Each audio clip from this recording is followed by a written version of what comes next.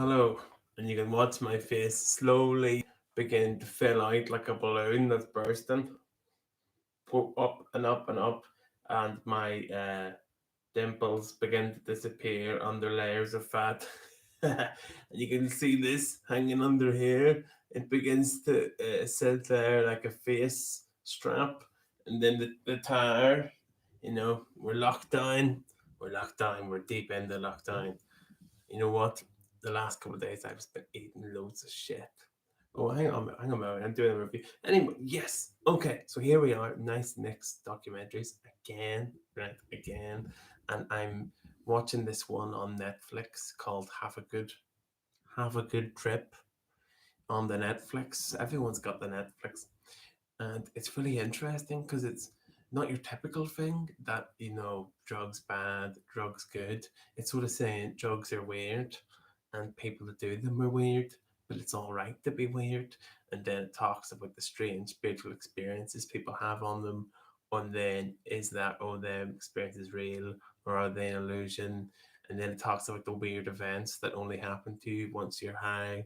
And then it talks about where to do drugs, where to not do drugs, what to do, what not to do, what to wear, what not to wear, who to dance with while on acid, and all these comedians all smoke weed and do acid famously to get their comedy, to get them a different perspective on things.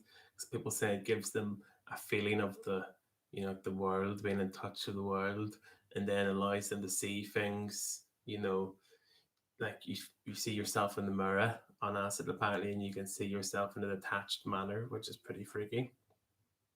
But I would watch this documentary. One, because it's just fun hearing people talk about drug stories. Because it's the one time boring people can just go wild. It's like someone talking about their dreams. I had this dream where I was what was it the other night? I had this dream that I was on a ship and everyone was on a merry-go. Everyone was, it's like a Titanic type thing, and I was trying to stop it, avoiding going into the iceberg, but no one would listen. And everyone was on a merry-go-round inside the Titanic on all these different rides. And I was trying to tell everyone it's going to stop going to the iceberg, but then no one would listen. And then I woke up as soon as I went into the iceberg. That was a dream story, an acid story, very similar.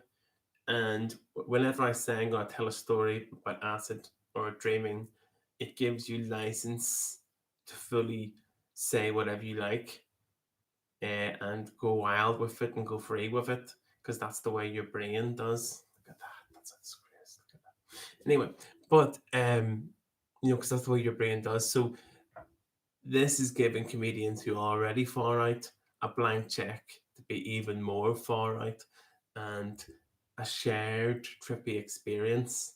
It's a rite of passage at a certain age.